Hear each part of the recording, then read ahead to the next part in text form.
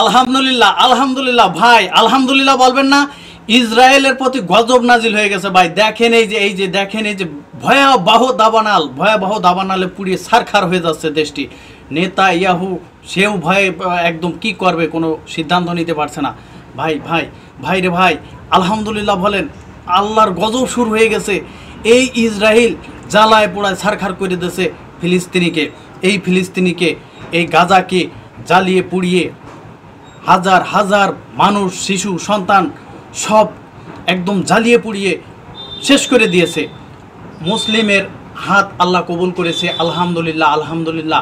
এই মুসলিমের হাত আল্লাহ কবুল করেছে। সারা বিশ্বের মুসলিম যখন হাত তুলে আল্লাহর কাছে এই ফরিয়াদ করেছে, সেই গাজাবাসী ফিলিস্তিনবাসী যখন দু হাত তুলে আল্লাহর কাছে সাহায্য প্রার্থনা করেছে, অটোমেটিকলি একদম আল্লাহর গজব এসেছে এই ইসরায়েলের প্রতি সরাসরি আল্লাহর গজব এসেছে।